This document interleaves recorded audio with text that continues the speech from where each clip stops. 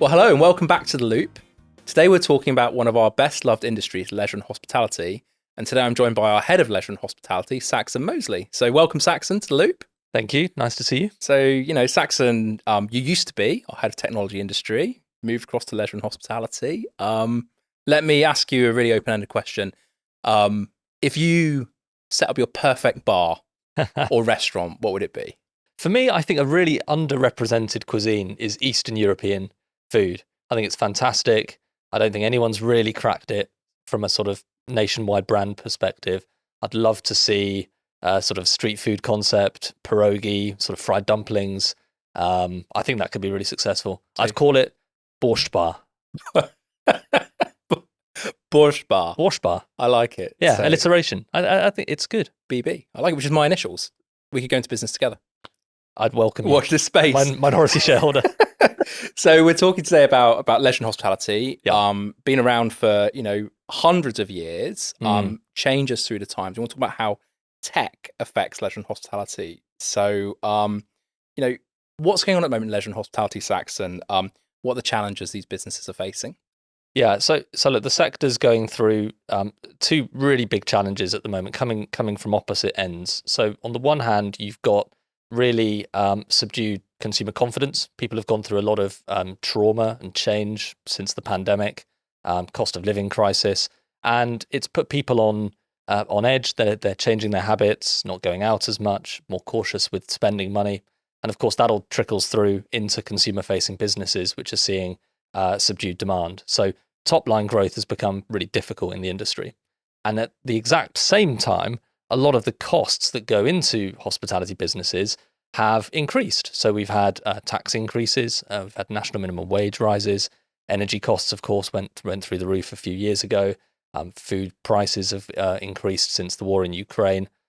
So we've got rising costs and we've got stubborn revenue growth, and those two things are combining to make it very challenging for the industry at the moment. I certainly noticed from a personal perspective when we're looking to organise events, like it seems like it's hard to get the same package or value for money when you're going out. Is that just a reaction from the restaurants and venues? Are they just increasing prices, or are they taking out product, or is it both?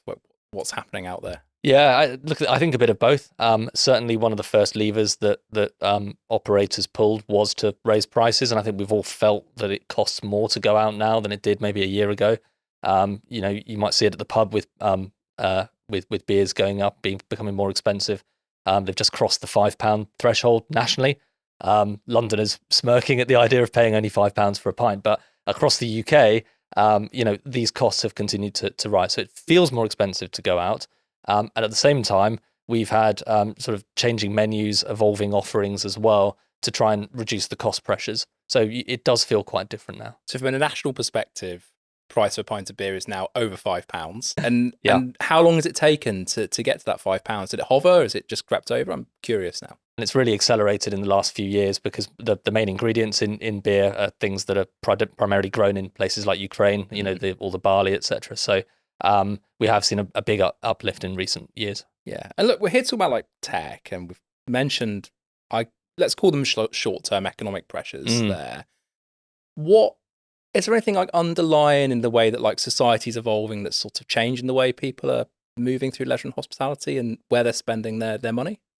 I do think that there are changes. We're seeing a number of trends. So RSM produces a survey every year of consumer habits, and what we're seeing is that people are eating out less frequently, and when they do go out, they're spending a bit less. Maybe they're skipping starters. Perhaps they're not having as many drinks with their dinner, and it kind of coincides with some sort of longer term trends that we're seeing with younger generations that are coming through. So I think most people will recognize that Gen Z consumers drink less. They are far more focused on having a unique experience, something they can share online and socially.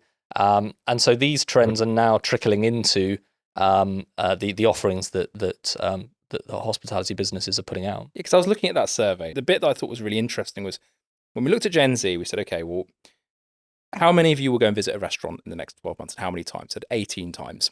Mm. And then we said, well, how many times will you go competitive socializing? And it's 14 times. Yeah. So roughly equivalent and Mm. growing. But actually, as you move through the age profile, if you looked at the baby boom generation, they gave an average of 8 visits to see a restaurant over the next 12 months. Mm. And then they were saying competitive socializing 2. Yeah. So you can see this kind of shift, can't you? Yeah. Competitive socializing is fascinating. I think it's a really interesting space. And the principle is that people want to go out, but they don't necessarily want food and drink to be the focus of why they're going out. So you can absolutely eat and drink at all these places, but they will revolve around some form of activity, which, as the name implies, is likely to be competitive in nature. So it could be crazy golf, it could be darts, it could be go-karting. There are lots of different concepts coming to market, which I think is what makes it really interesting. And most of them are tech-enabled. And like, how is the tech affecting it? Like, I mean, go-karting is a really good example, isn't it? Go-karts been for like, I don't know how many years. It's certainly been around since I've been a teenager. Yeah. I won't share the number, but people can guess. Which I without knowing the detail, I'd imagine requires an enormous amount of space. But thinking ahead and thinking about what you might see, are we seeing technologies like augmented reality, virtual reality? Is that what's happening? That we're seeing these experiences take place in a digital environment as opposed to a physical environment, and that's bringing them to market? Yeah, those are definitely coming to market, and those are more on the tech end of competitive socializing. And there are now warehouses where you can go with your friends, strap on headsets, and go and shoot baddies in sort of digital, spaces. One of the things that go-karting and a lot of these competitive socializing concepts solves is that we've lost a lot of department stores in recent years. So a lot have closed down, and these are big spaces that nobody wanted to take on because they were just too big to manage. But you can fit a go-kart track, or you can fit an 18-hole crazy golf course on a floor in an old department store. And so they've come along at just the right time, just as one industry is fading away with the rise of online shopping. You've got another one coming in to take all that space up. So they've filled the hole really nicely. One of the things I think is quite nice about competitive socializing is it does level the playing field. So you're, by your own admission, not a fantastic golfer. I'm an awful golfer. Like, just absolute clarity. Like, yeah, not my sport. Not your sport. 10 years wasted. But you go to Topgolf and you're able to compete maybe with friends who are better at golf because the games are not just skill-based. There's some strategy in there, choosing the right angry birds to hit or whatever it happens to be. So it really makes them sort of more accessible to people in a way that maybe a driving range would not be so accessible to somebody who's not played golf before. Yeah. I think that's a key appeal. Cool. And I suppose as technology advances, we're going to see, I'd say, more sophisticated experiences, aren't we? If you go to some of the arcades around Formula One, the experience feels completely different. And I can only imagine in the future, those headsets become lighter, more realistic, more powerful. The experience is more immersive, which then makes it more accessible and more exciting. So actually the kind of march of technology could potentially turbocharge that space as well, couldn't it? Yeah, definitely. For competitive socializing, a lot of the experiences that we're seeing on the market today probably couldn't have existed 10, 15 years ago because the technology wasn't there or wasn't affordable. So as these things are getting cheaper and more readily accessible, they are coming to market and changing those concepts. And that's really important because they do get stale and people want new experiences, particularly younger generations. So if you're not constantly evolving your offering, you will find yourself on the back of sort of negative sales and you'll be going backwards. Can we talk about personalized apps and how they're changing like the environment we work in? So like we've all seen them, we've all used them, we've all handed our data over. So what's happening in that space around leisure and hospitality? Yeah, well, I think firstly, everyone has an app now. And a couple of years ago, maybe you would have carried a card in your wallet or something like that. Most brands have shifted over to an app of some sort. And that does a few things. Firstly, it puts an advert on your phone home screen, which is very powerful real estate. Secondly, of course, it collects data on not just your visits to the restaurant, but can also collect wider data sets around how you use your phone, etc. So you have all of this data, which is really powerful, and it enables these restaurant businesses to tailor their offerings to you. So rather than just sending out a generic message saying it's 2 for 1 tonight or whatever, they can reach out to you personally. They can use generative AI to draft the narrative and say, "Hi Ben, your favorite cocktail is 2 for 1 tonight if you come down and see us." And it's far more powerful than a generic message, and it's in part because you feel more valued because you're being addressed personally with an offering that's tailored to you. And how deep do these apps go in tracking it? Have we got to a point where it's following you into the restaurant, it's looking at your menu choices, it's thinking, what do you enjoy, and just making suggestions? Like, how much is going on behind the scenes at the moment? How sophisticated is it? Yeah, I mean, it will vary, of course, but when you hand over your loyalty number when you're paying for the bill, then the till is absolutely going to register exactly what you ordered. It might register what day of the week, what time you sat down, how long you spent there, whether you drank alcohol or not, whether you told the waiter or waitress that you have allergies. It will be collecting a lot of data to form a sort of dining profile, if you like, of who you are and what you like, and that then drives the personalization. It's quite an interesting social contract, isn't it? Because that's quite a lot of information about you as a human, like what you like to eat and do in your spare time. And then the benefit is they can give you a more personalized experience. Yeah, it is. I agree with you, but I also think people are quite comfortable with it. I don't hear about massive pushback, and of course it's very easy to opt out. You just don't join the loyalty scheme, so you can still dine at these places. You're not being forced into doing anything. You won't get the offers. You might get jealous if you turn up to a restaurant with your friend and they get a cocktail on arrival and you don't.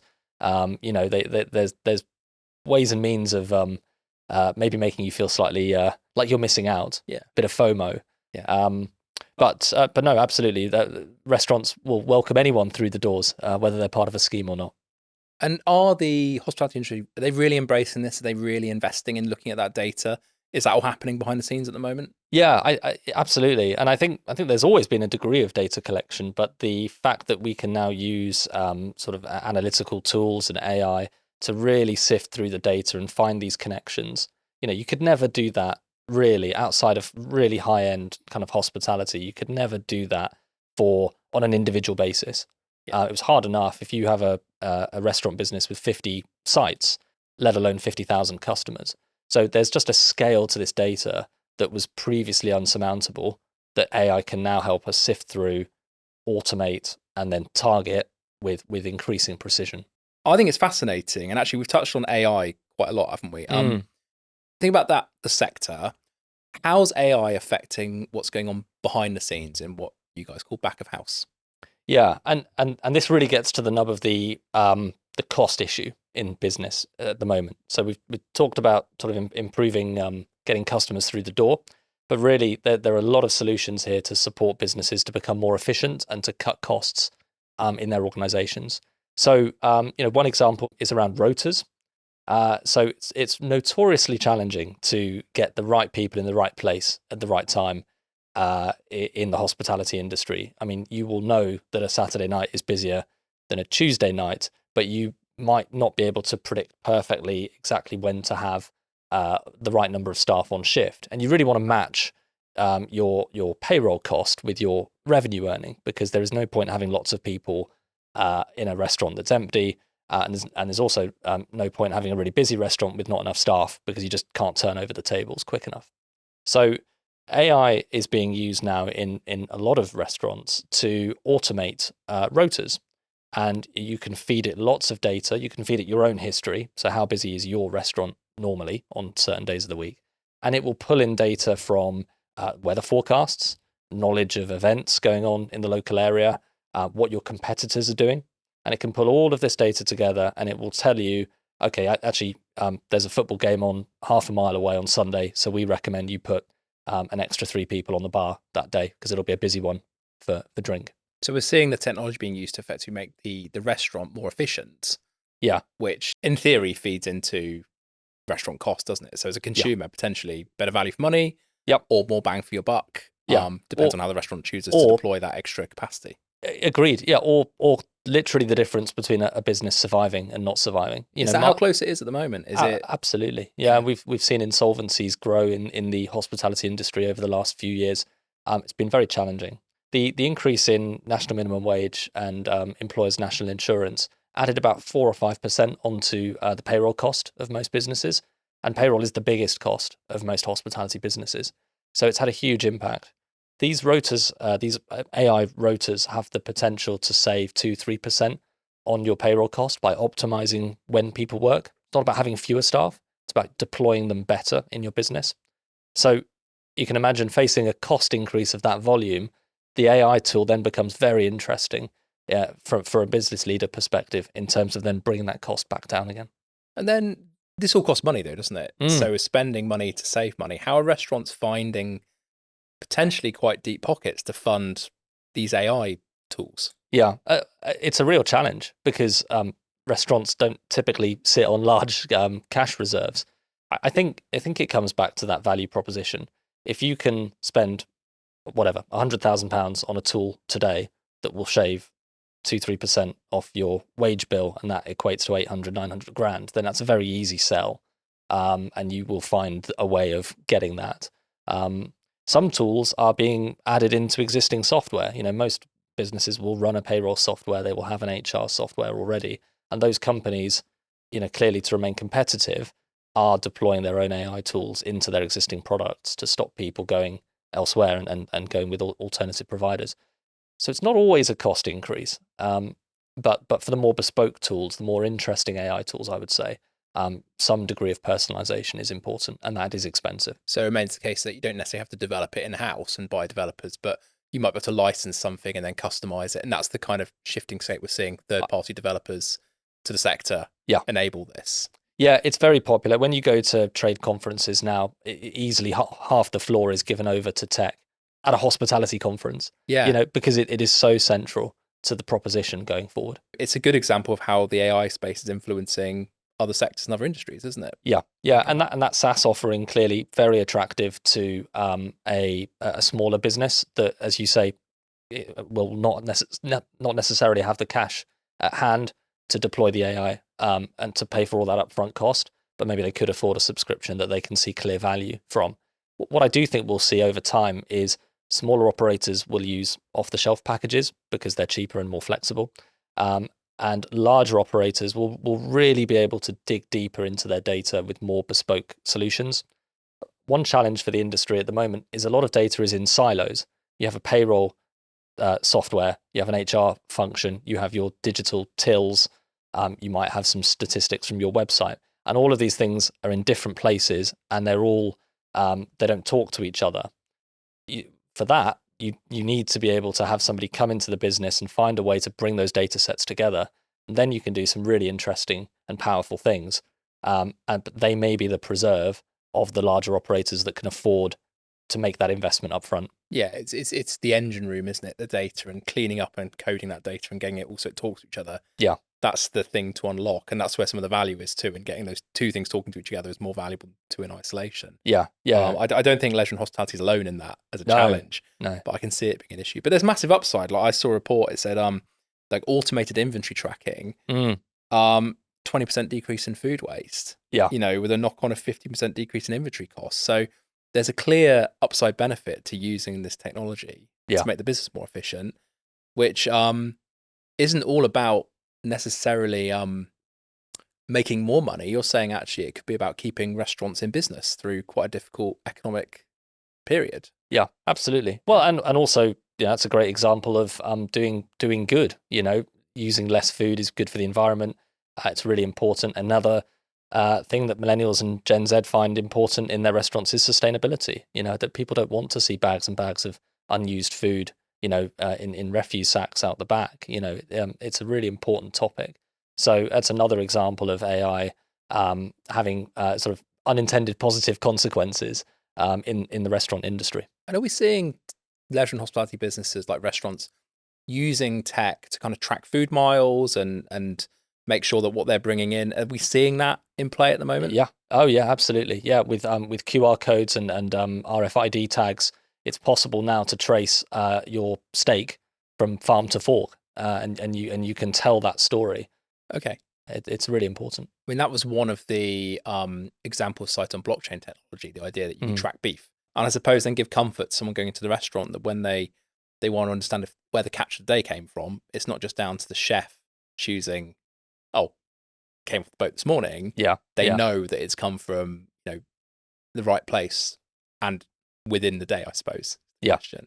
Yeah. Does it dilute the experience, so Saxon? Like, does it dehumanize something which ultimately is quite, eating is actually quite a fun thing to do? It's probably the most, does all this technological stuff actually, does it kind of dilute our experience in your view? It shouldn't, but that is the danger. I completely agree with you. I think operators need to work very hard to make sure that they still retain the human touch.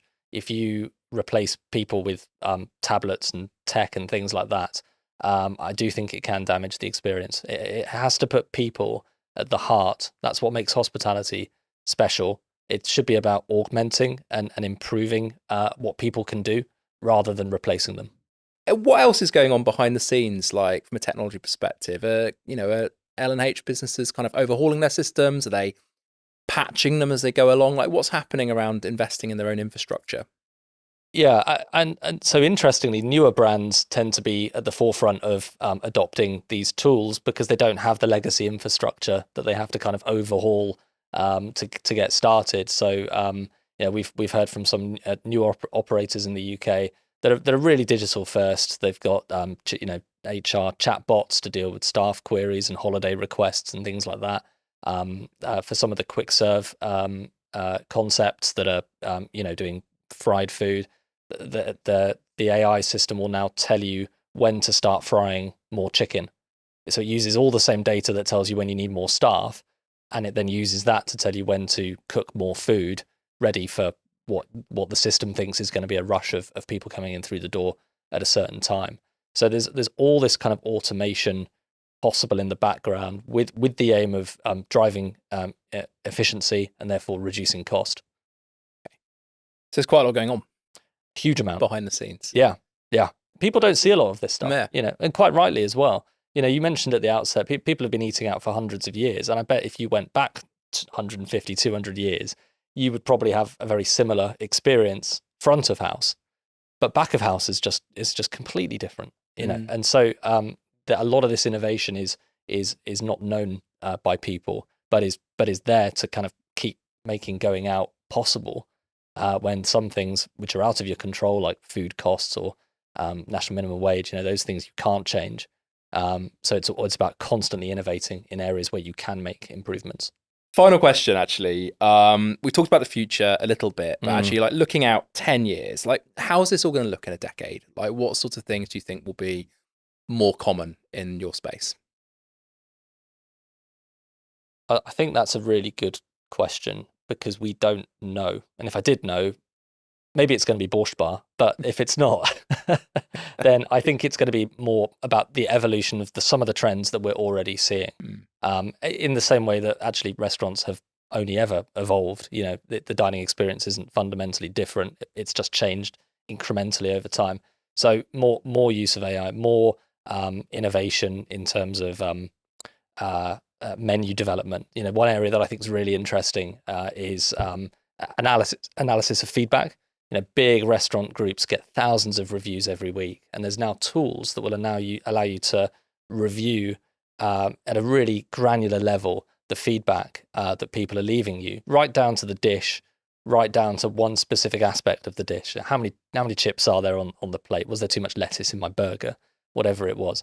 And so now you create this feedback loop where you can now go back to the kitchen and say, okay, 200 grams of chips is too much. Let's do 150 next week or whatever. And so it's not inconceivable that you'll start to see menus being almost created by AI in the future, created by user feedback, but then collated, summarized, and distilled back into menu development through generative AI.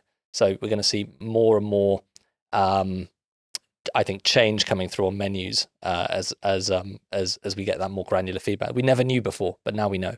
Cool. Well, thank you, Saxon. Thanks, Ben. And thank you, everybody, for listening today, joining us. Please check out our website for the show notes and for links to the data we've talked about today.